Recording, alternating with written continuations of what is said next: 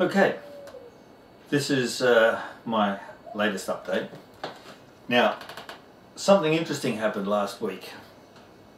I've got a new student who's a black belt in Taekwondo and a first dan in karate and has done numerous other Kung Fu styles, and is obviously quite keen with Wing Chun and what we teach here. But he did something quite interesting on my wooden dummy, and that was a traditional block and a cut down. So basically two passive movements, and this is what happened. He came in across and did his block and then cut down, and the arm came back at him, which tells me that doing too many passive moves is not good. Secondly, we try to not only manipulate but control the arm, and that's important. That's one of those things in Wing Chun which you just do. You can't just do something and then hope that he'll just stand there, right? So this showed me that this is capable of hitting back in. Now, center line. The arm obviously longer than our normal Wing Chun arm. This basically has virtually the whole length of the punch. So that means you can get in closer.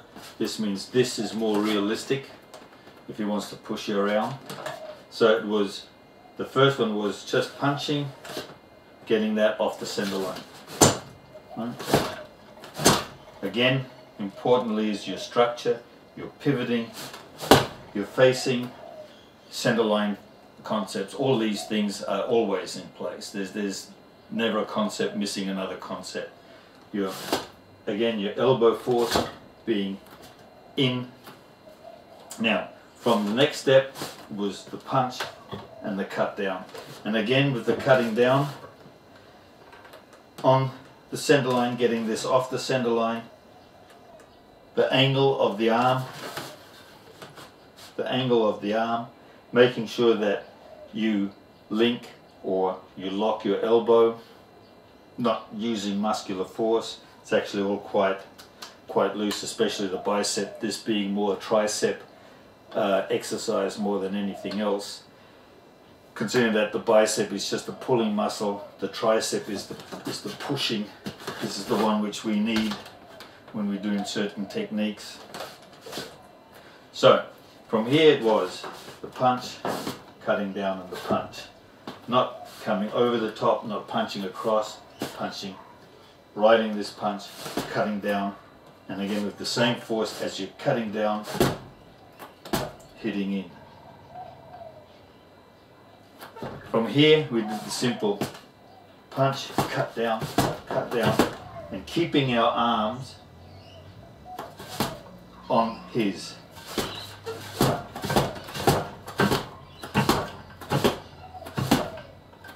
On that center line. I drew one for my student so he knows where the center line is. Right? Then we had the bridging techniques where you're just not close enough for a punch, he's not close enough. So there we can do a low heel kick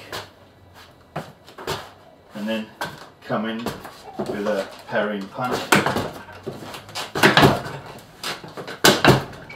Again, it's the low heel kick which is the priority, the first hit here, either the puck or lup, and punching in. Then we can come in from the outside, if that's looking at it like this, if he's punching this way, with like a mansao or perhaps daisao. From here, just cutting straight down, hitting through, even now advancing to an elbow. From here, cutting down, elbow, neck grab, and knee.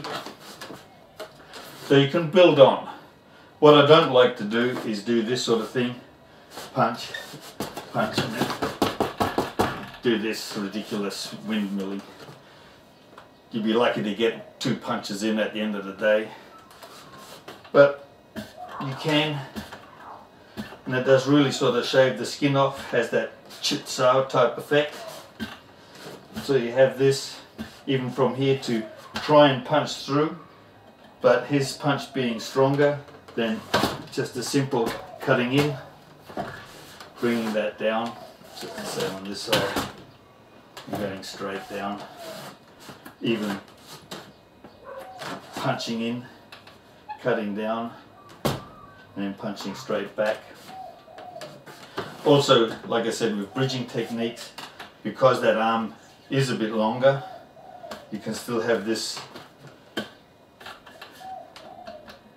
feeling here, and you can do low heel, medium heel kick, again making sure your structure is alright, that you're not propelling yourself back, that you really are having a lot of force going into the dummy. Bang. Bang. So it does teach you quite a lot of things. It may be let's say restrictive in other things, that you can't bend the elbow in, etc. But you know, nothing's 100%. Not even our wooden dummy is 100%.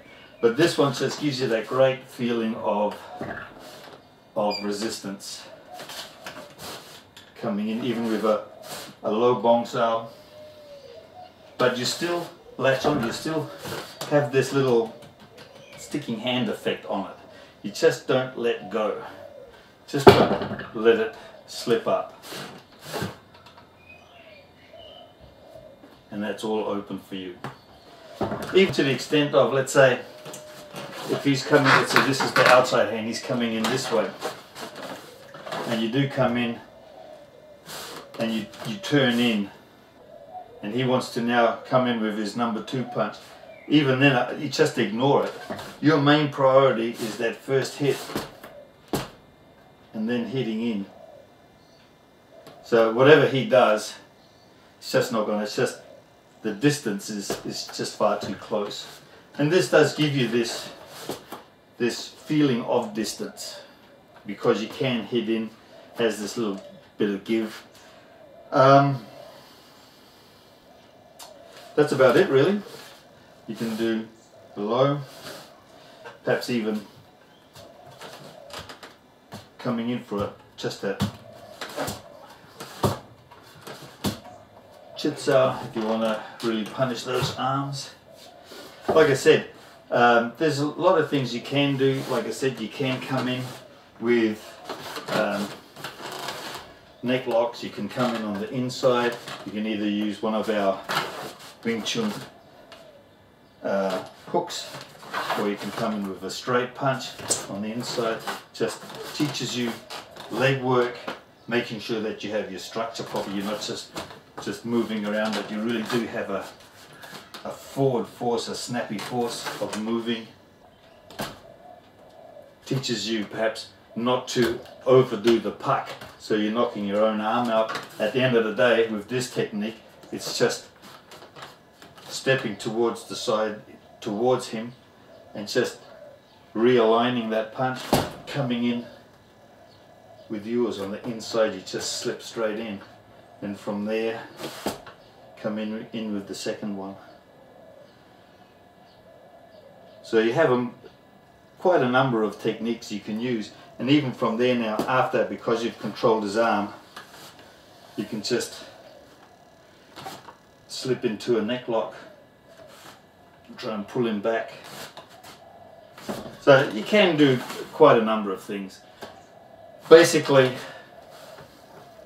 it's to get this cutting down, making sure that you are following this arm,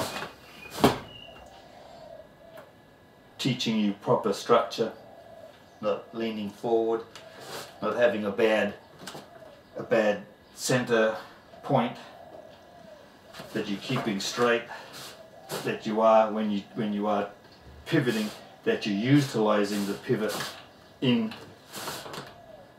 for your punch, and that you have your facing concept and center line concept, and you can actually feel how much power you can hit in, and you wouldn't want this one on your chin. So that was an eye opener for me. Passive, passive, get hit. Because let's face it, you block and you want to pull away, and all you're doing is just blocking one point on one point, and if he's very strong, you've not got much of a chance. It's just one of those things, you just ride that punch, bang, or you just slip onto the side, and you make sure that your body is on for the shortest distance. Bang.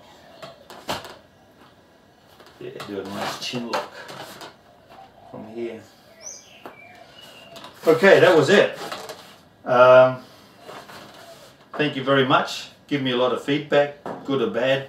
I'm always here for ideas and to expand. That's the whole idea of what I'm trying to do, is not be on lineages, but just on pure efficiency, and using any type of supplementary dummy.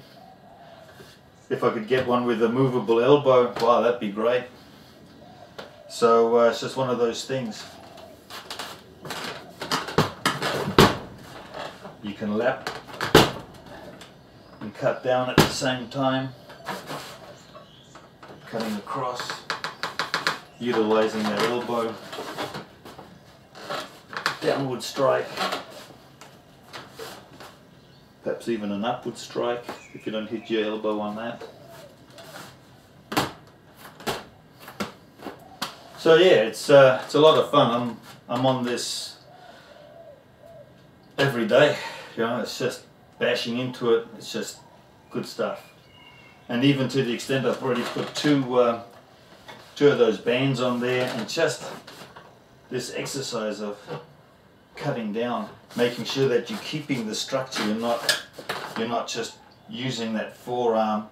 You're really getting that angle right, and you just, as Jimmy always explained it to us, you keep that at the angle, and it's like somebody put a pin in your shoulder, and you're just cutting down.